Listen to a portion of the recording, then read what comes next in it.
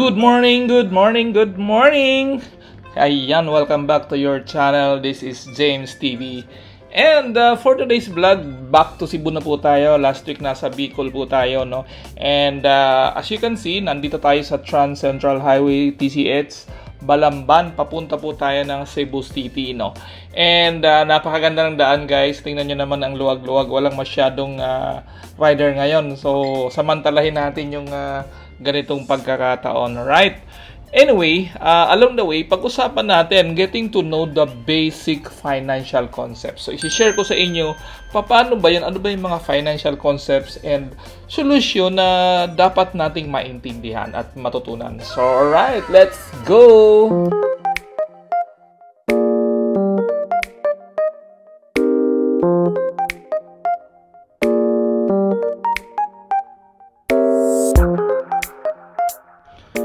Alright guys, ano ba yung mga financial concepts and solutions, no, na dapat malaman natin, no?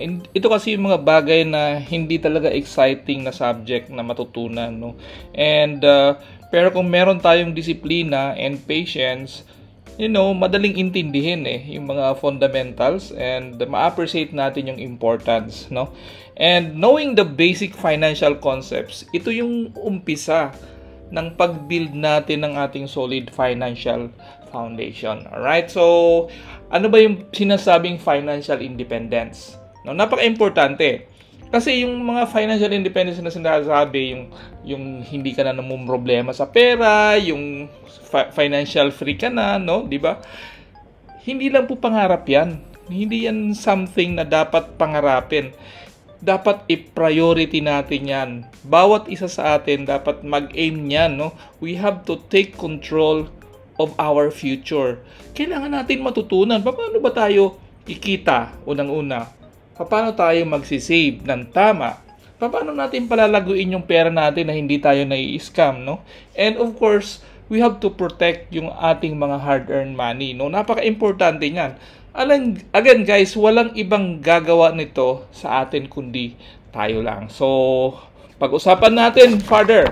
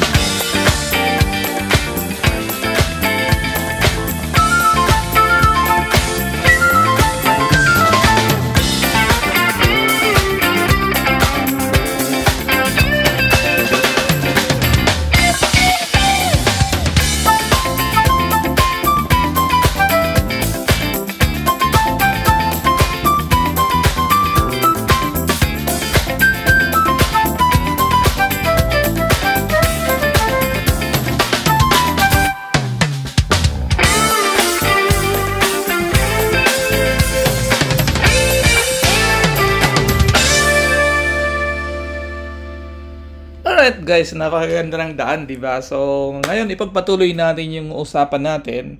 Ang topic natin ngayon, paano tayo mag-build ng strong and solid financial foundation. Alright? So, ito yung tamang way, no, para makapag-build tayo. And it's like building a house. Dapat umpisahan natin sa foundation, no? Kung gusto mong matibay ang bahay, dapat mas malalim ang foundation. Kung gusto mo naman na mahina, of course, di ba? So unahin natin yung foundation ng ating financial, no. First, you must have a proper healthcare, no. Yung coverage natin in the event of serious yung mga health problem natin or mga nagkakasakit tayo sa pamilya, no? Ito kasi malaking epekto nito sa atin, no? Kung sa financial stability natin, especially during old age, pag tumatanda tayo. And alam nyo ba na ang statistics shows that 90% of personal bankruptcies, no? Tandaan natin yan, 90% yung personal na bangkarote, no, are due to an unexpected, no, yung mga unforeseen illnesses, no. Second, dapat meron tayong proper protection, no. Yung protection na yan, ito yung magpo-protect sa atin in the event of our premature death, no. Sino pinoprotektahan natin dito? Yung pamilya natin, no. If this happens, then you have instant money. Yung pamilya natin may instant money pambayad sa mga responsibilities natin and yung mga liabilities natin, no? Yung mga naiiwan natin na mahal sa buhay. Kaysa naman utang ang ating iwanan sa bahay. Di ba? Third, we have to manage or pay off yung mga utang natin. Kasi yung utang po guys, ano yan? Ana yan sa financial house, no? So, wag nating ugaliin, wag nating gawing habit ang pangungutang. We have to live below our means, no? Kung ano yung income natin, dapat mas mababa yung ating expenses doon para magkakaroon tayo ng savings. Pangapat, we have to set aside at least 3 to 6 months of our income or deal with sudden changes in the jobs or business, no? 3 to 6 months of your monthly income or expenses. This also pay for the unforeseen accidents and let's say nagkaroon ng problema, di ba? Nagkaroon ng kailangan i-repair yung bahay, yung sasakyan, no? And panglima, dapat mag-save tayo sa ating long-term investment. Nagkaroon tayo ng investment. Para saan ba yung investment na yan? Ano ba yung plano mo in the future? Pag-retire mo, di ba? Pampagawa ng bahay, alright? Di ba? Mabili ng sasakyan, pambakasyon, no? Hindi yung pag-retire natin, guys, walang nangyayari, kumbaga balik tayo sa kahirapan, no? So we have to consider yung healthcare natin. Unang-una, again, yung healthcare natin. Pangalawa, yung protection as our priority, no? Tapos yung mga utang natin, di ba? Kasi when we get sick, no, lalong-lalo na pagka tumatanda tayo, no, nagiging disabled na tayo or namatay tayo biglaan, no, bigla tayong kinuha ni Lord, yung savings natin, no, hindi yan kung wala kang savings, konti lang yung mangyayari sa atin, hindi yan tatagal, no. So we have to know or dapat meron tayong long-term healthcare and life insurance. Ito po yung pinaka the best na investment.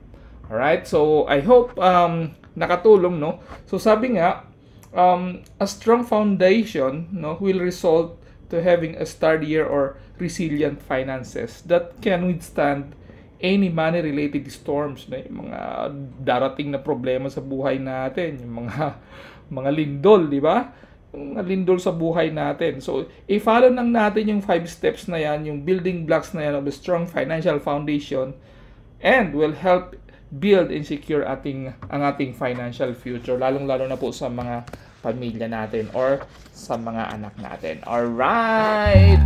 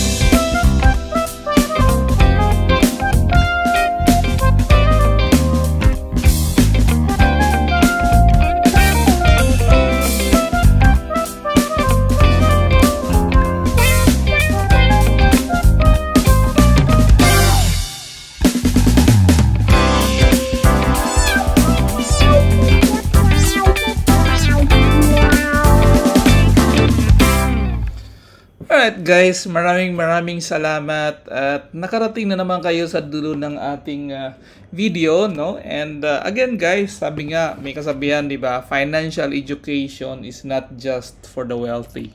It's for everyone. Ano ba ibig sabihin nun? Yung pinag-aaralan natin na financial education, yung mga tinuturo natin, hindi lang yan pang mayaman no? Para po yan sa lahat. Lalong-lalo na guys, kung ikaw ay hirap sa buhay ngayon, mag-isip-isip tayo. Ano ba yung dapat natin gawin? No? Ipagpatuloy ba natin yung kahirapan or we have to do something about it? No?